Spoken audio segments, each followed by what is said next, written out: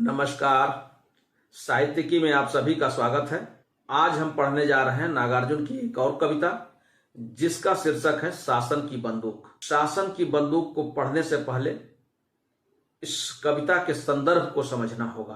पीछे की वीडियो में जैसे मैंने कहा है कि कविता का रचना काल और कवि का निवास स्थान अवश्य जानना चाहिए, तब कविता को समझने में आसानी होती है। कवि का निवास स्थान बिहार है और जो रचना काल है 1966 का है, 1966 का, जिस अवधि में बिहार और उत्तर प्रदेश के पूर्वी क्षेत्रों में सूखे के कारण भयंकर अकाल आया हुआ था। वहां रह रहे लोगों को, वहां के निवासियों को कई दिनों तक भोजन नसीब नहीं हो रहा था। अनाज की इतनी कमी हो गई थी।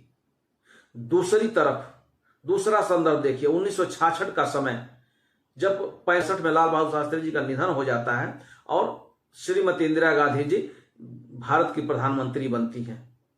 वह दौर था जब एक शासन और सत्ता में जो कांग्रेस में रहे हुए लोग, जो गांधीवादी विचारधारा के लोग थे, जो लोकतांत्रिक पद्धति से चाहते थे कि एक प्रधानमंत्री का चुनाव हो, उनको पीछे करते हुए, उनको हराते हुए, उनको थकाते हुए इन्होंने प्रधानमंत्री का पद हासिल किया।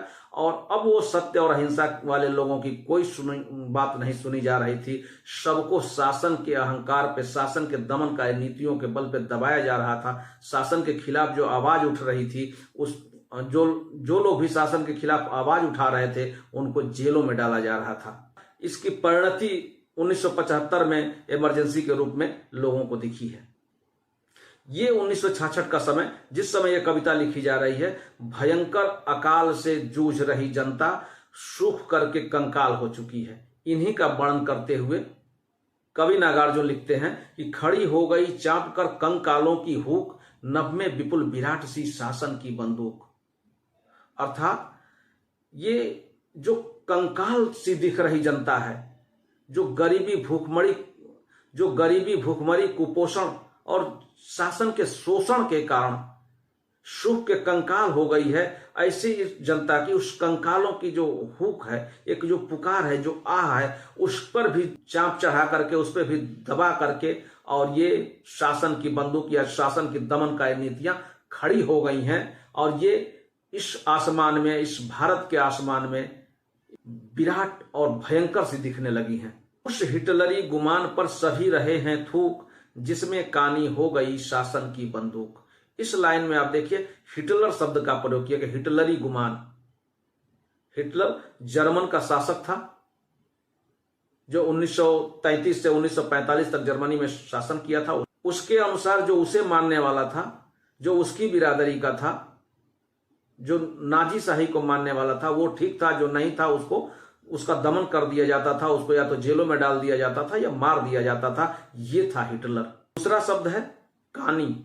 कानी शब्द है अशुभ और अशगुन का भी, अपशगुन का भी ये प्रतीक है। क्षमा चाहते हैं, किसी की भावनाओं को ठेस पहुंचाना मेरा उद्देश्य नहीं है। हाँ, मैं समझाने के लिए सिर्फ इस शब्द का प्रयोग कर रहा हूं कि काने शब्द का प्रयोग अपशगुन से भी है, और काने शब्द का दूसरा अर्थ ये भी है। काना शब्द यदि शाब्दिक अर्थों में देखें तो उसे कहते हैं कि जिन लोगों की एक आंख से दिखाई नहीं देता, उन्हें काना कहते हैं या कानी कहते हैं। इस शब्द का प्रयोग उन्होंने अकाल और उसके बाद कविता में भी किया है, कानी कुतिया के संदर्भ में। तो यहां जो दो अर्थ दिखाए जा रहे हैं शासन के लिए, शासन की दमनकारी नीतियों के लिए, कि हिटलरी गुमान, एक तो उसके अंदर हिटलरी गुमान बना हुआ है, मतलब उसको जो मानने वाले हैं, उसका जो सपोर्ट करने वाले हैं, उसकी जो चाटुकारिता करने वाले हैं वो ठीक है, जो नहीं कर रहे हैं उनका दमन किया जा रहा है। और इस हिटलरी गुमान पर लोग थूक रहे हैं। अर्थात इसका अर्थ है, थूकने का अर्थ यहां है कि लोग उसकी भर्त्सना कर रहे हैं, लोग उसकी बुराई कर रहे हैं, लोग उसकी निंदा कर रहे हैं। दूसरा अर्थ है कि जिसमें कानी हो गया। किसकी निंदा कर रहे हैं? तो जिस शासन में, जिस कार्यकाल में कानी हो गई है शासन व्यवस्था, अर्थात उसकी एक आंख से तो दिखाई दे रहा है, दूसरी से नहीं दिखाई दे रहा है।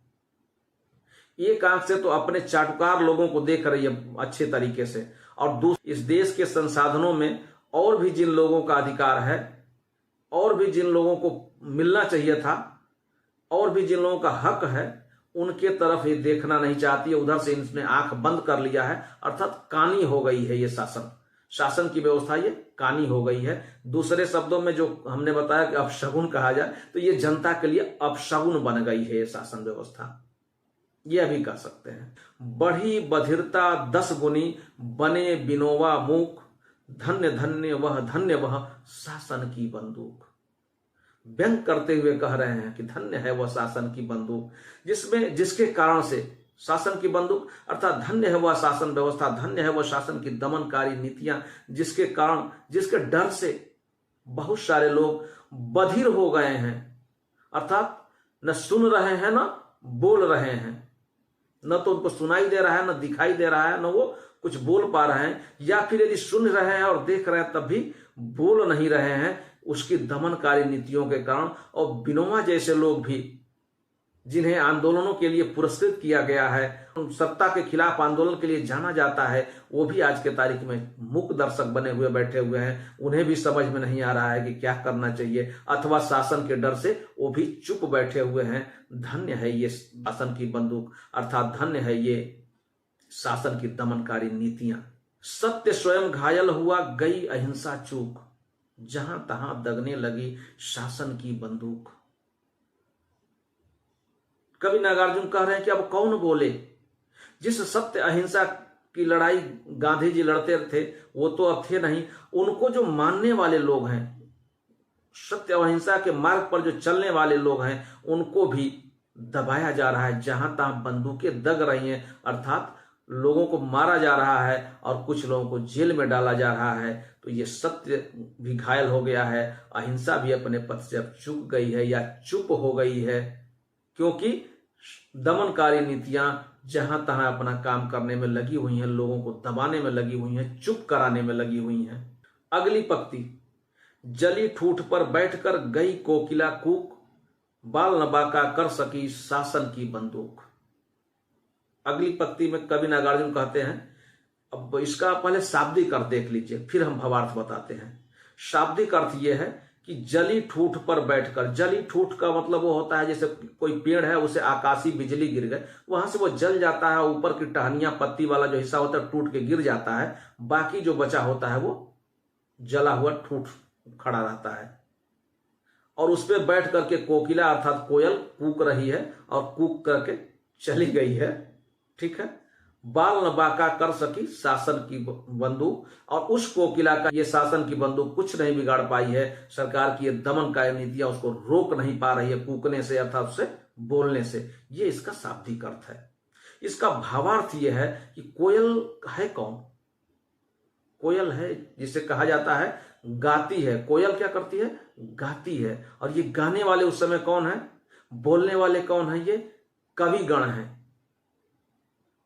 जो अपनी कविता के माध्यम से, अपनी कविता पढ़ करके, अर्थात ये इस जो ठूठ हुआ, ठूठ समाज क्या है कि समाज ठूठ हो चुका है, समाज से हरियाली गायब है, समाज से रौनक गायब है, समाज में आवाज उठाने वाले लोग चुप हैं, अर्थात ये समाज ठूठ हो चुका है। इस ठूठ समाज में भी कवियों को नहीं रोक पा रही है ये शासन की बंदूक, ये शासन की दमनकारी नीतियां कवियों को नहीं रोक पा रही है। कवि तो अपना काम कर रहे हैं, कवि बोलते जा रहे हैं और कवि बोलते रहेंगे, ये भाव है इसका। अर्थात कवि अपना काम कर रहे हैं इस ठूठ हो चुके समाज में भी, उनको रोक नहीं पाएगी शासन की बंदूक, न रोक पा रही है और न रोक पाएगी, सदैव बोलते रहेंगे। आइए पूरी कविता का भावार्थ देख लेते हैं। एक समाज जो नंगा भूखा है, भूखमरी, कंगाली और शोषण के वजह से जो कंकाल की तरह दिख रहा है, उसके कंकाल की आवाज को भी दबाया जा रहा है शासन की दमनकारी नीतियों द्वारा, और हिटलर की तरह व्यवहार किया जा रहा है। और उसके हिटलर के व्यवहार के वजह से उसका स्वभाव दो तरफा हो गया है, उसकी दृष्टि दो तरह की हो गई है। अपने चाटुकारों को के लिए अलग दृष्टि है और जनता के लिए अलग दृष्टि है, अर्थात उसका स्वभाव कानों की तरह हो गया है। उसकी दमनकारी नीतियों के कारण इस देश के अंदर बधिरता बढ़ गई है, अर्थात लोगों ने या तो देखना बंद कर दिया है या देखने के बाद भी लोग बोलना पसंद नहीं कर रहे हैं, चुप हो गए हैं, विनोबा भावे जैसे लोग चुप हो गए हैं, दूसरों की क्या बात की जाए। धन्य है वो शासन की बंदूक। सत्य और अहिंसा, सत्य और अहिंसा के मार्ग पे चलने वाले भी अब स्वयं घायल हुए पड़े पड़े हैं, या तो वो थक करके अपने घर पड़े हुए हैं या जेलों में डाल दिया गया है। किंतु इस फूट हुए समाज में भी कभी अपना बोलना बंद नहीं कर रहे हैं, कभी अपना बोलने का काम जारी रखे हैं और आगे भी जारी रखेंगे। इस शासन की दमनकारी नीतियों के खिलाफ बोलते रहेंगे। कविता अच्छी लगी हो तो चैनल को सब्सक्राइब कर लीजिए, लाइक करिए, दूसरों को भी शेयर कीजिए।